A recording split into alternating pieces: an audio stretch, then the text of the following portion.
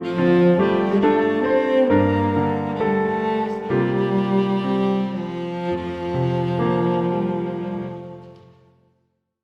신앙 고백 드리겠습니다.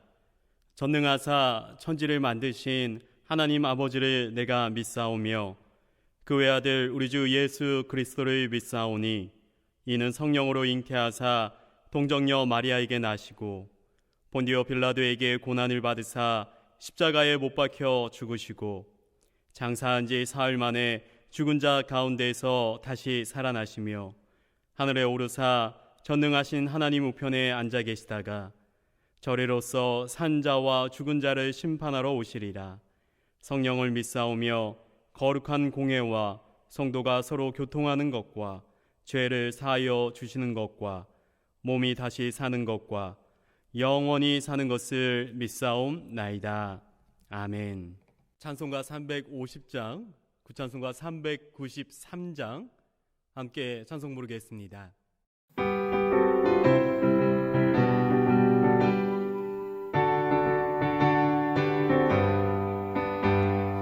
우리들이 싸울 것은 혈기 아니요, 우리들이 싸울 것은 육체 아니요, 마귀 권세 맞서 싸워 깨쳐버리고 죽을 영혼 살릴 것일세.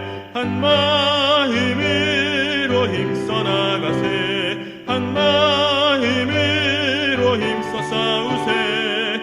악한 마귀 군사들과 힘써 싸워서 승전고를 이기까지.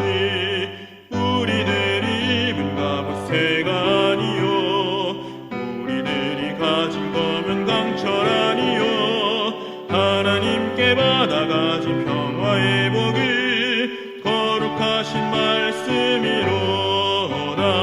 한 마음으로 힘써 나가세, 한 마음으로 힘써 싸우세. 악한 마귀 군사들과 힘써 싸워서 승전고를 이기까지.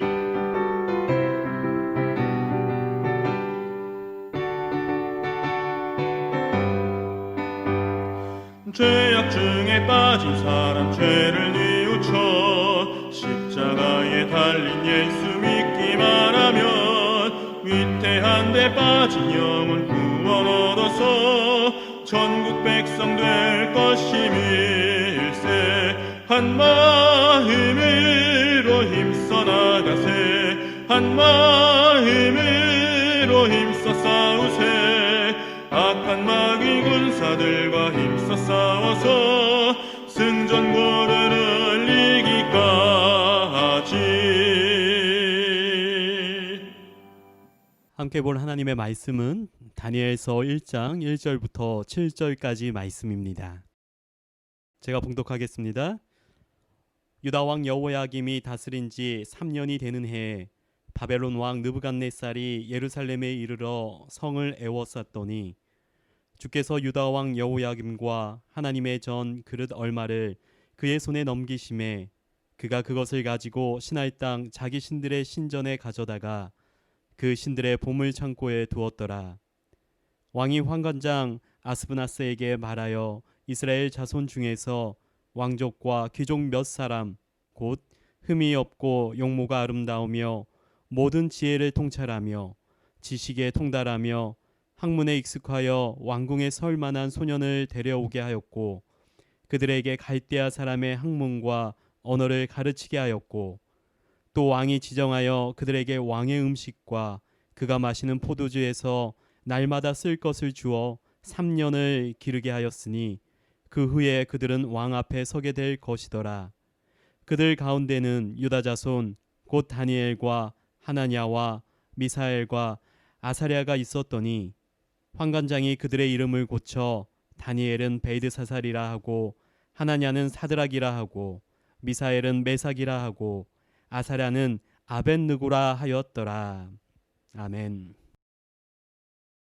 언제부턴가 누군가는 우리가 살아가는 이 시대를 향해 그리스도인으로서 믿음을 지키며 살아가기 힘든 시대라고 말하고 있습니다. 왜냐하면 믿음을 지키며 살아가기 힘든 유혹의 것들이 너무나 많기 때문입니다. 그리스도인으로서의 정체성을 지키지 못하고 하나님께서 뜻하지 않은 모습으로 살아갈 수도 있기 때문에 믿음을 따라 살아가는 것이 힘들다고 이야기하는 것입니다. 이와 관련해서 우리는 현재 바벨론 시대를 살아가고 있다고 말하기도 합니다. 그렇다면 성경에서의 바벨론 시대는 어떤 의미를 갖고 있습니까? 익히 우리가 잘 알고 있듯이 예루살렘이 바벨론에 의해서 멸망되고 이스라엘 백성들이 바벨론으로 포로로 잡혀가서 살았던 시대를 말합니다.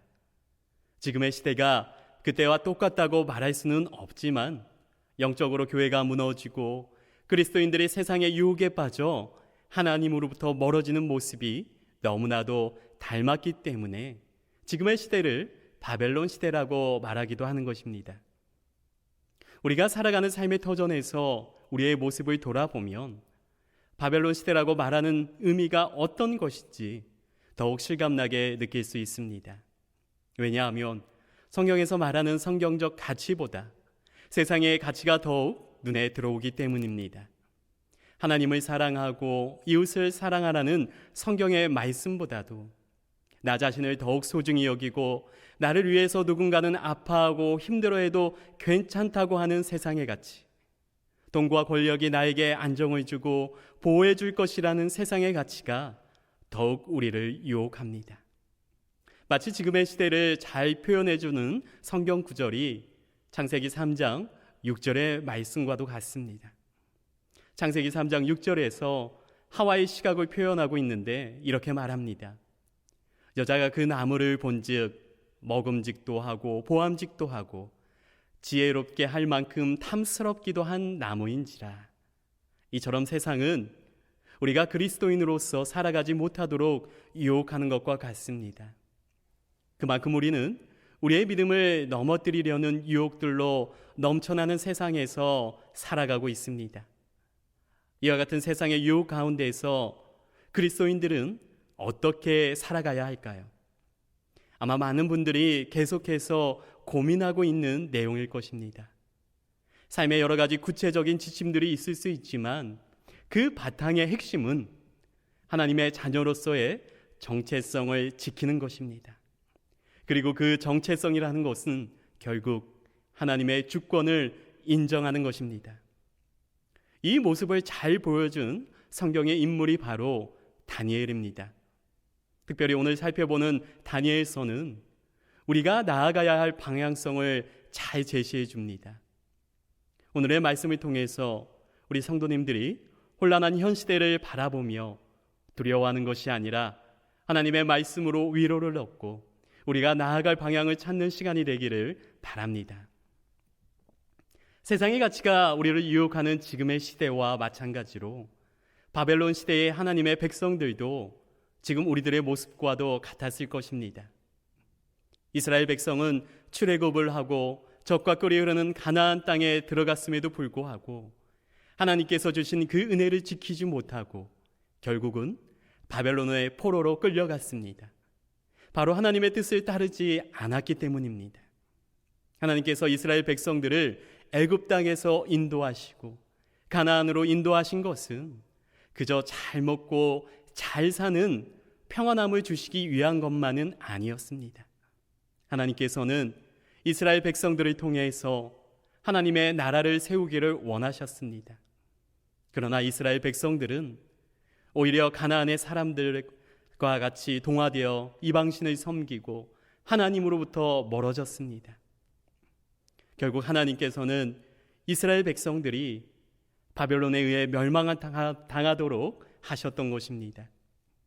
그런데 우리는 이스라엘 백성들이 포로로 잡혀가는 암울한 상황에서 지금의 우리가 나아가야 할 두 가지 방향을 확인해 볼 수 있습니다. 첫 번째는 하나님의 시각으로 세상을 바라볼 필요가 있다는 것입니다. 본문 1절 말씀을 보겠습니다. 유다 왕 여호야김이 다스린 지 3년이 되는 해에 바벨론 왕 느부갓네살이 예루살렘에 이르러 성을 애워쌌더니 1절의 말씀처럼 예루살렘은 결국 바벨론에 의해 침략을 받습니다. 그리고 백성들은 포로로 끌려갑니다. 이 말씀을 보면 너무나 암담합니다. 우리가 이 상황이라면 아마 삶의 소망을 잃을 만큼 고통스러운 시간이라고 여길 것입니다. 하지만 하나님께서는 예루살렘의 멸망을 허락하신 것은 단순히 심판하시기 위한 것만은 아니었습니다.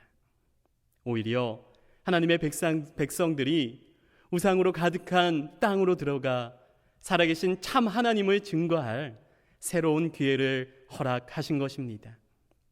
단순히 힘들고 고통스러운 상황만 인식하게 되면 포로로서의 이스라엘 백성들을 보게 됩니다. 하지만 하나님의 시각에서 이 상황을 바라보면 오히려 하나님께서 바벨론에서 빛과 소금의 역할을 맡기시기 위한 것임을 알게 됩니다. 마찬가지로 우리가 살아가는 지금 이 시대가 영적인 바벨론 시대로서 우리의 삶이 힘들 수는 있지만 오히려 우리는 이 시기를 통해서 세상의 가치가 가득한 세상 그 곳곳으로 들어가 하나님의 영광을 드러낼 수 있는 기회가 될 수도 있다는 것에 감사해야 합니다. 지금의 시기를 우리의 시각으로 바라보며 우리들이 살아갈 방향을 찾는 것이 아니라 하나님께서 세상을 바라보는 그 시각으로 우리가 살아갈 수 있기를 바랍니다. 즉, 우리 삶의 위기가 아니라 하나님께서 우리에게 허락해 주시는 기회의 삶이 될 수 있다는 것입니다. 그렇다면 그 기회의 삶을 어떻게 살아가야 하는 것일까요? 구체적이지는 않지만 기본적인 삶의 원리를 다니엘이 잘 보여주었습니다. 그것이 바로 우리들이 나아가야 할 두 번째 방향입니다. 두 번째, 우리가 나아가야 할 방향은 다니엘을 닮아 우리의 정체성을 지키는 것입니다.